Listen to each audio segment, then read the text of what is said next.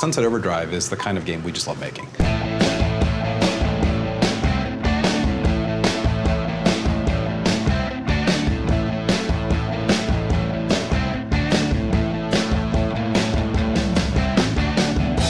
Well, a lot of us are here at Insomniac because we love stylized games. We love expressing ourselves. I feel like I'm surprised every day by something that somebody puts in the game.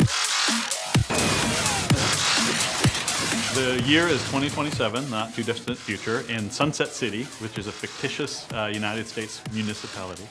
And there is a multinational corporation called Fizco, who are about to release a hot new energy drink called Overcharge Delirium XT. Overcharge tends to turn people into mutants who drink it. We call them OD for overcharged delirium drinkers. They're hideous mutants, they're covered in boils. The only thing they want more than to kill you is to get more overcharge. The setup for the mission is that there's a radio tower up the street. It's in a dangerous part of town. It has a signal that it's beaming out that is causing some problems. So some NPCs in the world need you to go and take it out. I think one of the main things is we're really building on this idea of momentum and style and playing in an exciting and exceptional way and rewarding you for doing that. This is not a cover shooter. We want to encourage you to get out, mix it up, traverse, do all of the action moves that we have in the game. Some of the amps that we're showing in the demo are on the AK. We've got the Twist of Fate, which occasionally will explode into a nuclear explosion and destroy everyone around it.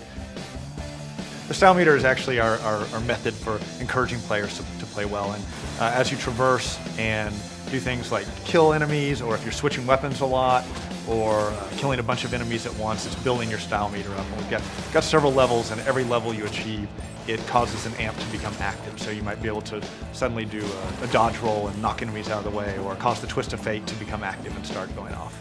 Well, we have these crazy, crazy death animations where every time you die in the game, we surprise you by respawning you in a way I guarantee you haven't seen in any other game. And we've got one where you come up out of the ground and like this giant drill and come out, and there's one like a Dracula. You come up and the coffin opens and you walk out. You just kind of half zombie, half Dracula. As soon as people see that, they get the idea that the character of this game is different. So we have a lot of effects in the game, especially as you level up your weapons, where things will happen that are clearly like, this is a video game and we love it. So for example, TN Teddy, if you hit a lot of guys, there's an explosion that has a teddy bear shaped face in it, which is always really rewarding. It's a teddy bear head of flames. Right, exactly. The most extreme teddy bear you've ever seen. Exactly. So one of the things we wanted to do in Sunset Overdrive was to make sure that players can play and be who they want to be. So part and parcel in that is we have a pretty robust customization system where we have some crazy outfits. In fact, Drew, in the first pitch, talked about how he wanted to wear a kangaroo codpiece and nothing else. And then we said, yes, but what about for the game? And he said, no, for the game as well. And that's what we want to do, is just have players just be able to be as crazy as humanly possible. One thing to note is that this is an open world game and there's a lot to do. Tons of quests, tons of missions, tons of challenges that we give to the player as an opportunity to build his character, to upgrade his weapons, to constantly progress in this very large world that's driven by a big story as well. We have a lot of core principles that drive the game, but I think two that really speak most to me and to a lot of other folks on the team is, first, fun trumps realism, and the second is philosophy.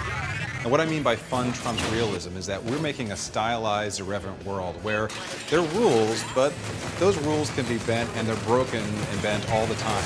And for us as creatives, it's really fun. This is the kind of game that, for us as developers, makes coming into do what we do a blast.